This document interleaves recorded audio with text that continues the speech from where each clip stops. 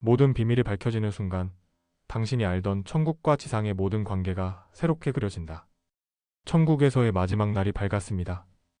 해숙은 창가에 기대어 하늘을 바라보며 꽃반지를 만지작거립니다. 지상에서의 80평생도 길었지만 천국에서의 이 짧은 시간 동안 너무 많은 진실을 마주하게 될 줄은 몰랐습니다. 사랑이란 건 이렇게 다시 씻을 수 없는 상처가 되기도 하는구나.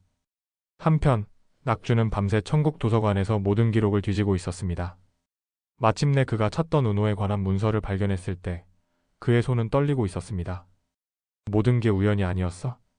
소미가, 목사가, 그리고 우리 은호까지. 흰 우산과 은호의 실종. 내가 묻고 있잖아. 우리 은호를 어디로 데려갔냐고.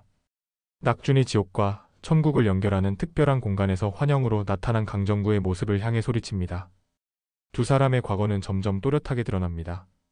그땐 다들 그랬잖아. 안 한 놈이 바보지. 넌 그 그림을 그리지 않았어야 했어? 강정구의 환영은 여전히 오만한 태도로 대답합니다. 그러다 갑자기 표정이 변합니다. 그녀는 어디 있어? 그년 때문에 내가 욕받다고. 그년만 아니었으면 내가 왜. 낙준의 눈빛이 차갑게 변합니다. 그 그년이라는 사람이 누군지 이제 알겠어? 낙준의 기억 속으로 들어갑니다. 1987년 민주화 물결이 한창이던 시절 낙준은 상징적인 도시 풍경화를 그렸습니다. 그 그림은 흰 우산이라 불렸고 당시 정권에 대한 강력한 비판으로 해석되었습니다.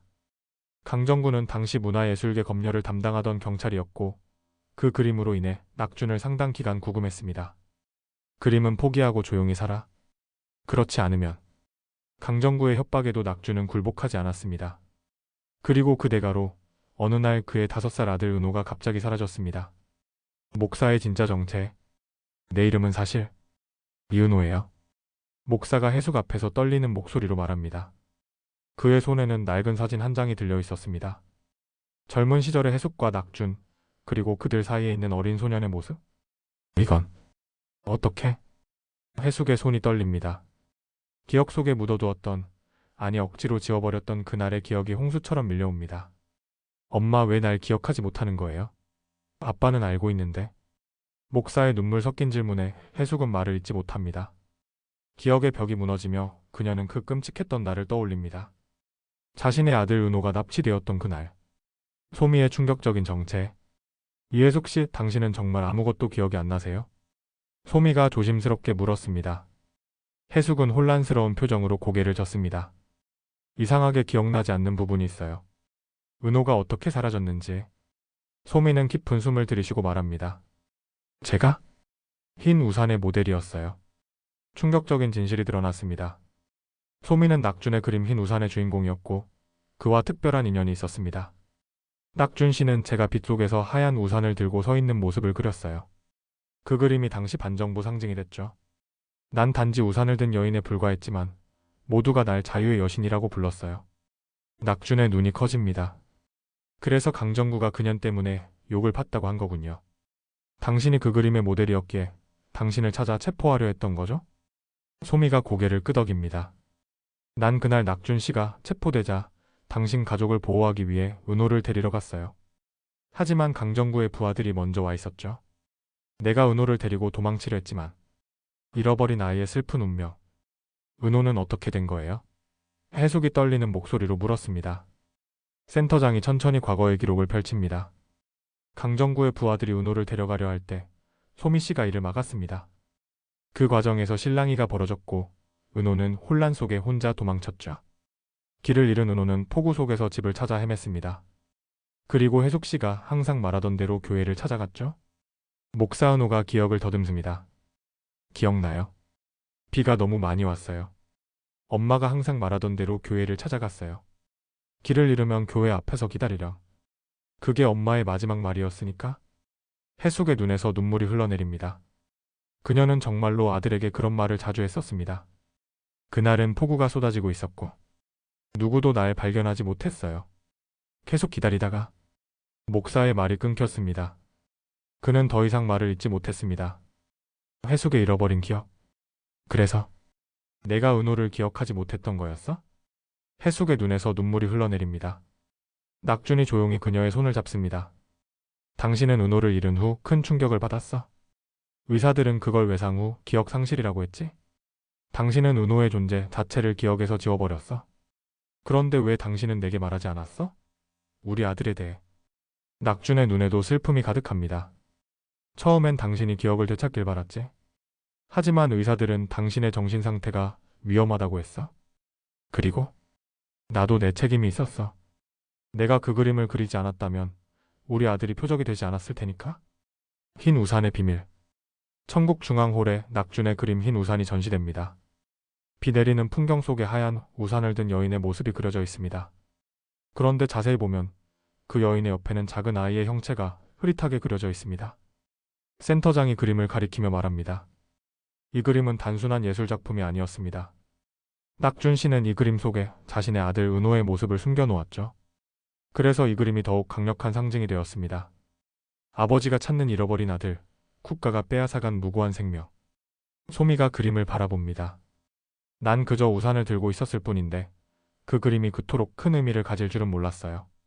그리고 그 그림 때문에 은호가 표적이 됐다는 사실도. 낙준은 고개를 저었습니다. 아니요.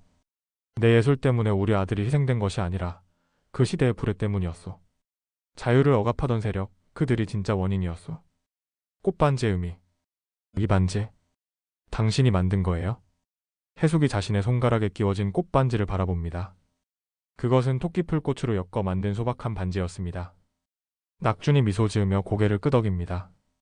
은호가 태어났을 때 우리 세 식구가 함께 들 꽃이 가득한 들판에 갔었지. 은호가 꽃을 따서 당신에게 반지를 만들어줬었어. 기억나? 해숙의 눈에서 눈물이 흘러내립니다. 서서히 그날의 기억이 되살아납니다. 기억나요? 은호가 엄마 예뻐요라고 말하면서 내 손에 끼워줬었어. 목사 은호가 놀란 표정으로 두 사람을 바라봅니다.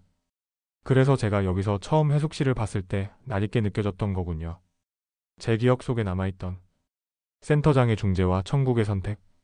센터장은 세 사람을 중앙 홀로 부릅니다. 해숙, 낙준, 소미 그리고 목사 은호까지. 이제 모든 진실이 밝혀졌습니다. 여러분은 이제 선택해야 합니다. 센터장의 엄숙한 선언이 이어집니다. 천국의 법칙 중 하나는 지상에서 풀리지 않은 인연의 매듭은 천국에서 풀어야 한다는 것입니다. 그리고 그 매듭을 푸는 방법은 오직 진실과 용서뿐입니다. 해숙은 떨리는 손으로 목사의 손을 잡습니다. 정말 우리 은호였구나. 해숙은 목사를 껴안고 오열합니다. 미안해. 엄마가 미안해.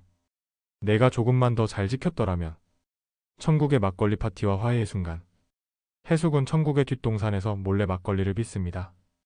목사 은호와 소미도 그녀를 도와 함께 막걸리를 만듭니다. 이거 진짜 천국에서 괜찮아요? 소미가 걱정스레 물었습니다. 뭐 어떡해? 이미 죽어서 천국까지 왔는데 막걸리 한 잔 못 마시면 무슨 재미로 살아? 세 사람은 킥킥거리며 막걸리를 빚습니다. 그 모습을 낙준이 미소 지으며 바라보고 있습니다. 막걸리가 완성되자 해숙은 모두를 불러 모읍니다.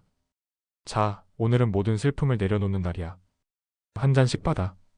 천국 강아지들 짜장, 짬뽕, 만두도 함께 모여 축제 분위기를 만듭니다. 특히 만두는 우아한 품종견의 기품을 잃고 신나게 춤을 추기 시작합니다. 살아서 못한 춤을 죽어서 추는구나. 해숙의 말에 모두가 웃음을 터뜨립니다. 예술의 힘과 은호의 선택. 낙준은 천국에서 다시 그림을 그리기 시작합니다. 이번에는 아들 은호의 모습을 그립니다. 더 이상 숨기지 않고 온전한 모습으로. 아빠, 그때 왜 제 모습을 숨겼어요? 은호가 물었습니다. 낙준은 잠시 붓을 멈추고 아들을 바라봅니다. 그땐 너를 지키고 싶었어. 세상에 너의 존재를 드러내면서도 동시에 감추고 싶었던 거야. 모순적이지만 그게 아버지의 마음이었어. 은호는 아버지의 그림을 바라봅니다. 그리고 문득 깨달음을 얻습니다. 저는 이제 알아요. 왜 제가 교회 앞에서 죽었는지. 그건 제 운명이었어요. 저는 목사가 되어 많은 사람들을 위로해야 했던 거예요. 낙준과 해숙은 놀란 표정으로 아들을 바라봅니다. 제가 교회 앞에서 죽지 않았다면 천국에서 다시 태어날 때 목사가 되지 않았을 거예요. 그리고 목사가 되지 않았다면 많은 영혼들을 도울 수 없었을 거예요. 마지막 선택의 시간. 센터장은 모두에게 마지막 선택의 기회를 줍니다. 여러분은 이제 각자의 길을 선택해야 합니다. 천국에 남을 것인지, 지상으로 돌아가 새 생명으로 태어날 것인지, 아니면 사랑하는 이들을 지키는 수호천사가 될 것인지. 모두가 깊은 생각에 잠깁니다. 목사은호는 자신의 결정을 먼저 밝힙니다. 저는 천국에 남겠습니다. 제가 교회 앞에서 기다렸던 것은 이제 알고 보니 엄마와 아빠였네요. 그 기다림이 이제 끝났으니까요. 그리고 저는 계속해서 이곳에 오는 영혼들을 맞이하고 싶어요. 소미는 잠시 고민하다 자신의 선택을 말합니다. 저는 새로운 삶을 살고 싶어요. 이번에는 좀 더 용기 있게 제 예술을 두려움 없이 표현하면서요. 흰 우산의 모델로서가 아니라 제 이름을 걸고 당당하게 살고 싶어요. 해숙과 낙준은 서로를 바라봅니다. 낙준이 먼저 말합니다. 우리는 이 영예를 지켜야 해. 아직 그 아이는 홀로 지상에 남아있잖아. 해숙은 고개를 끄덕입니다. 맞아요. 우리가 수호천사가 되어 영예를 지켜주고 싶어요. 그리고 그녀는 목사은호를 바라봅니다. 가끔 우리 은호도 볼 수 있을 테니까. 영원한 약속, 새로운 시작. 이건 이별이 아니야. 우리는 언젠가 다시 만날 거야. 낙준이 해숙의 손을 꼭 잡으며 말합니다.